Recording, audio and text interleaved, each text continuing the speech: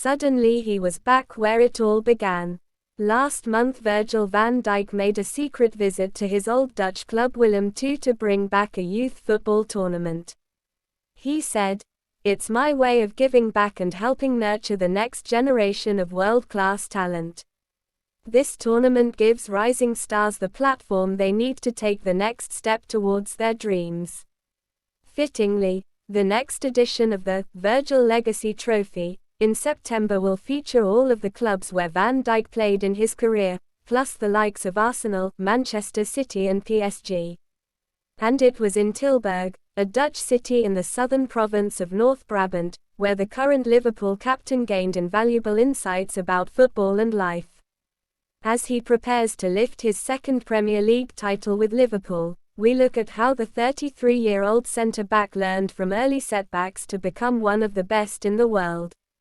Some youth managers even saw him as lazy. Van Dijk joined Willem II's then acclaimed academy in 2001 as a 10-year-old. It was a club that had defied the odds just a few years earlier by finishing second in the Eredivisie in 1998-99 and reaching the Champions League. Shortly after his arrival, Jan van Loon was installed as academy director. "There was actually no striker who stood a chance against him," Van Loon said. "He was physically strong and he had a natural talent to take balls off opponents at exactly the right moment. I remember in games we would sometimes say to him, 'Watch out Virgil, there is an opponent behind you.'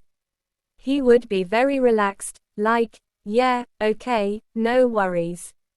I recall a game against Ajax, where he would mark the best player. We were saying, 'Make sure he doesn't touch any ball,' and that's exactly what Virgil would do. Yet there was still room for improvement." Van Loon added, "So now and then he could come across as laconic, a bit too easygoing. Maybe at times some youth managers even thought of him as lazy.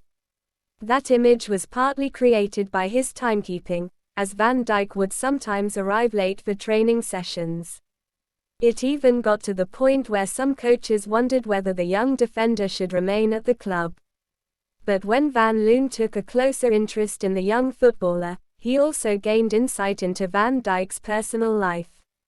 He said, his parents were divorced and at times he had to look after his younger brother and sister. Sometimes he had to take them from school and make them lunch, before jumping on the bus to Willem II. That meant he could be late now and then, and if I asked him about the reasons he would always explain in detail what had happened. One time I remember his little brother had asked him for peanut butter on his bread, something he had to go and get in the supermarket, and subsequently he just missed the bus. That period has shaped him both as a human and footballer.